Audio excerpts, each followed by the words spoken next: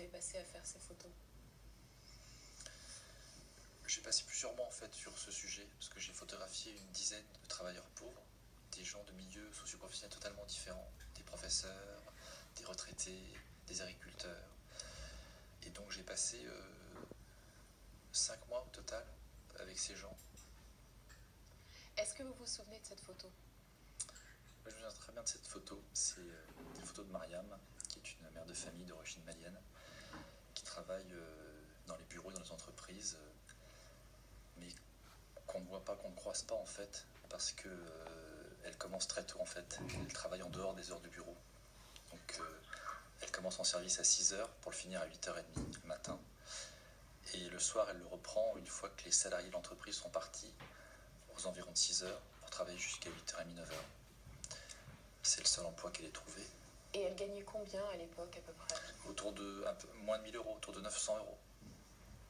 Elle s'est arrangée pour récupérer le badge d'une collègue et le faire rentrer alors qu'il y avait des caméras partout, alors qu'elle prenait des risques énormes de se faire virer si évidemment il y avait un journaliste ou un photographe qui rentrait sur son lieu de travail. D'autant plus qu'elle était sans papier. Donc voilà, donc, moi j'étais même un peu gênant, je lui ai dit mais non, c'est pas grave, je vais juste te faire rentrer en sortant. Et pas du tout, elle voulait absolument me montrer les fameux 32 toilettes qu'elle faisait au quotidien. C'est quelque chose qu'elle avait envie de montrer, dont elle était presque fière que quelqu'un s'intéresse finalement à son boulot. C'est des gens dont on s'intéresse pas, c'est des gens qu'on regarde même pas, qu'on m'aime plus.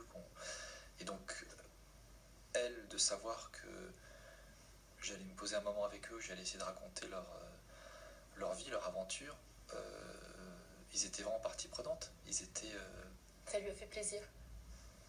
Mais je crois qu'ils étaient assez fiers en fait de ce qu'ils réalisent pour s'en sortir. Et vous les photographiez avec beaucoup de tendresse? En fait, je fais assez peu de photos, je passe beaucoup de temps avec eux, mais je fais peu de photos. Martin et Mariam, je les connais depuis une dizaine d'années. Ça fait une dizaine d'années que je les suis.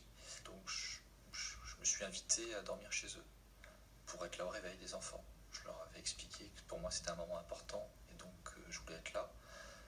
Et voilà, j'ai dormi dans le salon comme chez des gens, comme chez des amis. Parce que les enfants sont obligés de se lever à 4h du matin. En fait, c'est Mariam qui se sent obligée de lever ses enfants pour les nourrir et les laver. C'est le seul moment de la journée où elle peut les voir un peu longtemps. Et voilà, à 4h du matin, parce qu'elle a un train à prendre à 5h29. Elle passe un petit moment avec eux, puis elle les accompagne chez la voisine, qui les garde jusqu'à l'heure de l'école. Ça me fatigue maintenant.